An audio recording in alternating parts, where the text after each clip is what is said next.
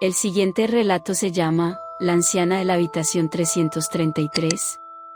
El sonido inconfundible de la campana del despertador tiene siempre la mala costumbre de sacarme de los más bellos sueños que puedo imaginar. Sin apenas tiempo para ni tan siquiera para despertarme del todo dentro de las cálidas sábanas, salté de un salto al gélido suelo, y entré en el cuarto de baño pensando en el abultado día de trabajo que me esperaba por delante. Por la mañana debía de acompañar a mi madre a la unidad de oncología para que la realizaran unas pruebas, después debía de asistir a la rueda de prensa que los padres de la niña asesinada por el asesino de la de corazones, carta que solía dejar junto al cadáver de sus víctimas, habían convocado y a la que mi jefe de redacción me había pedido encarecidamente que la cubriera. Un rápido vistazo al reloj de pulsera me puso en alerta de lo tarde que era, así que me di un rápido cepillado de dientes, un rápido cepillado de la larga melena tan rubia como el trigo y un maquillado express al que estaba más que acostumbrada por tener un trabajo de periodista a tiempo completo, con idas y venidas en tiempo récord. Sin apenas tiempo para ni tan siquiera un café, decidí tomarlo en el hospital mientras mamá estuviera haciéndose las pruebas. Lo más puntual que yo podía hacer, es decir, 20 minutos tarde, llegué a casa de mi madre para recogerla. Después de oírla poner el grito en el cielo ante mi falta de puntualidad y compromiso al que ya estaba acostumbrada desde que empecé en la Facultad de Periodismo, acabamos en la sala de consultas de la unidad de oncología solo 4 minutos tarde, pues mi madre, conociendo mi escasa puntualidad muy ladina, ella había quedado conmigo media hora antes. Mientras le hacían las pruebas bajé a la cafetería y me serví una taza de café con ración extra de azúcar, pues necesitaba estar activa y despierta lo más posible. Cuando subí a recoger a mi madre, la expresión de su rostro había cambiado. Mis sentidos me decían que algo andaba mal y me puse en alerta, conocía demasiado bien a mi madre y su cara mostraba miedo. «Mamá, ¿qué ocurre? ¿Qué ha pasado en las pruebas?» El doctor Thompson, oncólogo jefe del Hospital St. Mercy, me invitó a pasar a la sala de consulta. Allí sentada esperando una explicación, se confirmaron mis más terribles temores. «Christine, las pruebas que le hemos realizado a su madre no son nada buenas, nos confirman que el tumor se ha extendido por el lóbulo frontal y es necesaria una intervención quirúrgica inmediata. Pero usted lleva meses diciendo que todo iba bien y que había conseguido detener el crecimiento del tumor. ¿Cómo es posible que ahora se haya extendido tanto? No debe de haber de un error en las pruebas.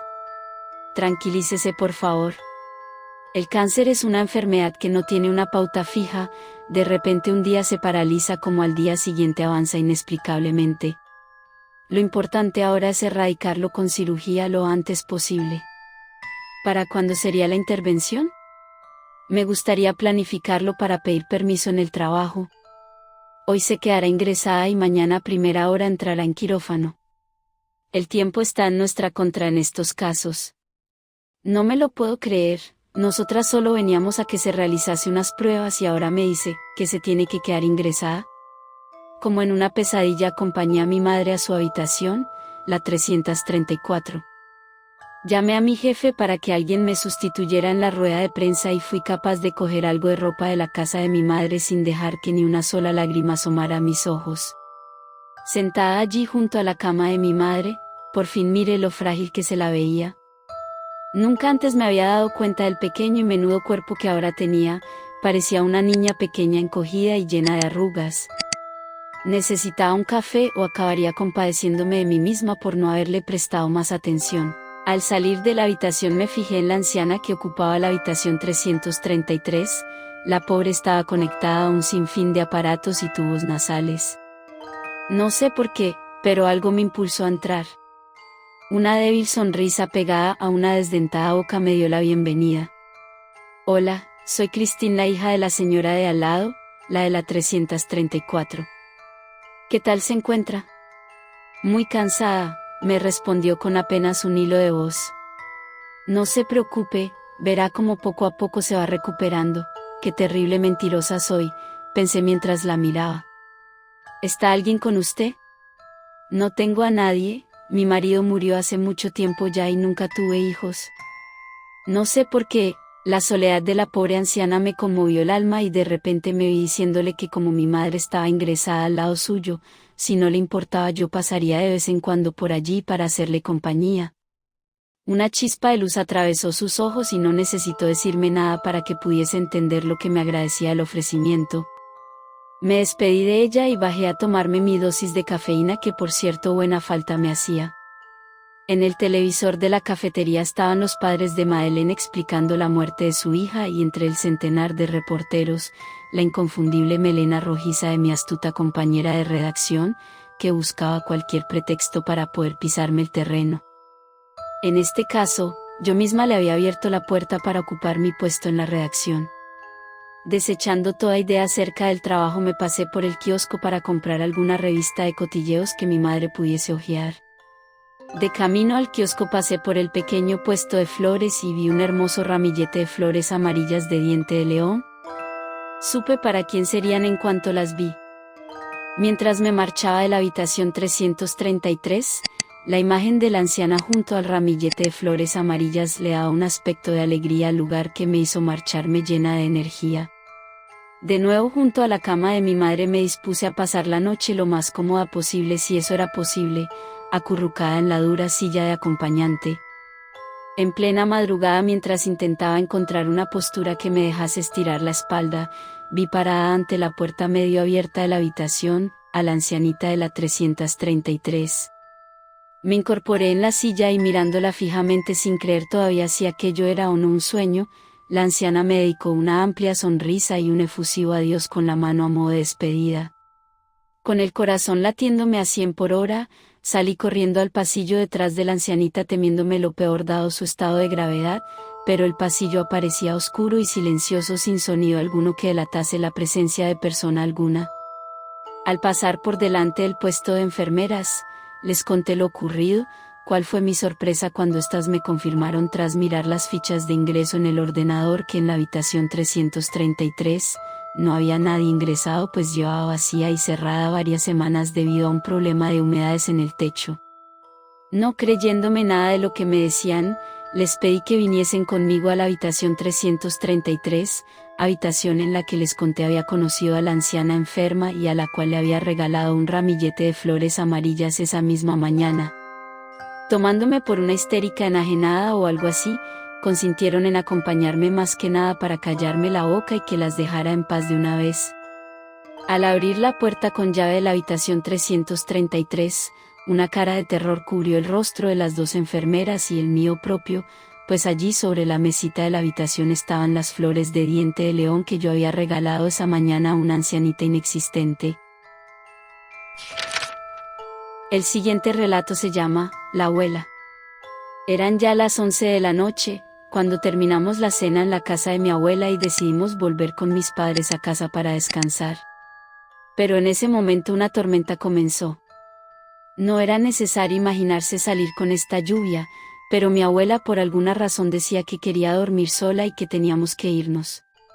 Me miraba a mí como espantada. Es más, desde la muerte de mi hermanito que me miraba así como si yo fuera un fantasma. Obviamente como no quedó otra, dormimos allí.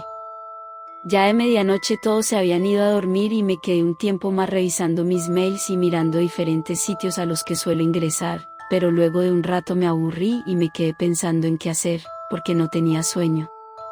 Decidí ver el historial de búsqueda de la abuela. De pronto encontré una página. Era bastante rara, se veía todo de color rojo. Se suponía que era de venta de ropa, según decía el título principal. La página seguía cargando cuando empezaron a aparecer fotos de la abuela con unas amigas que supuse eran de alguna actividad que ella hacía.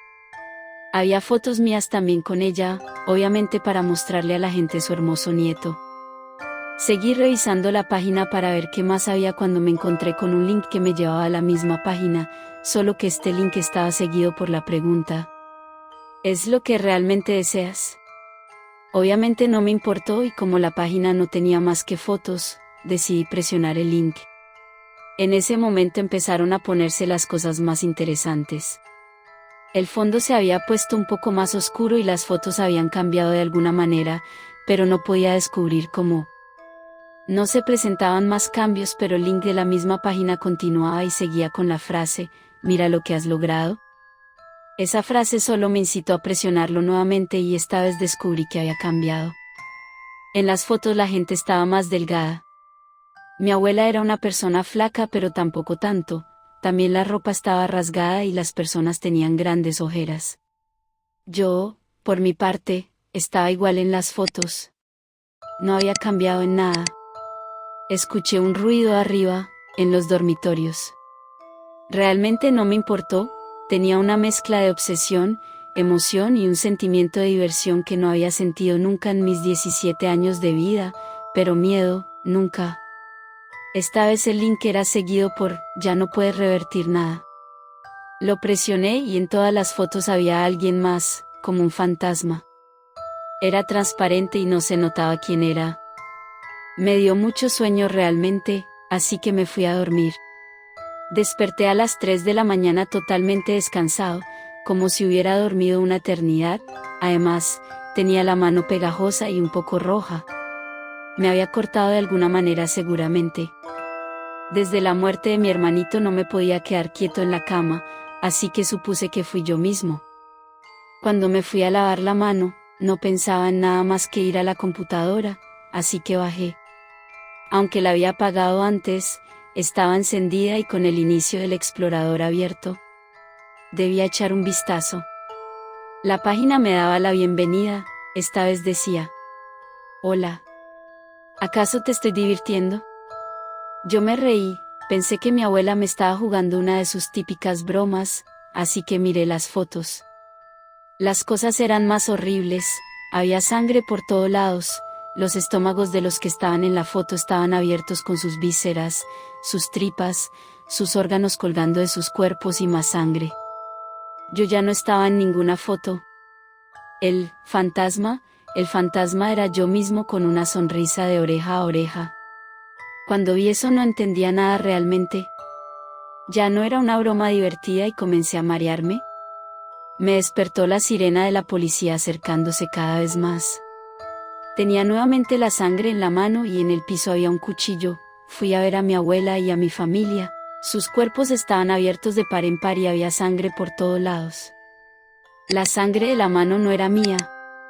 Cuando bajé y entré en la computadora, la página no existía, pero, en cambio, había un archivo de Word que estaba abierto donde se veían las fotos de mí abrazando a gente asesinada. Esta gente era mi familia, mis padres, mi abuela, mi hermanito menor y hasta gente que no conocía. La cámara estaba conectada a la computadora y parecía que las fotos se habían agregado recientemente. En ese momento la policía entró a la casa.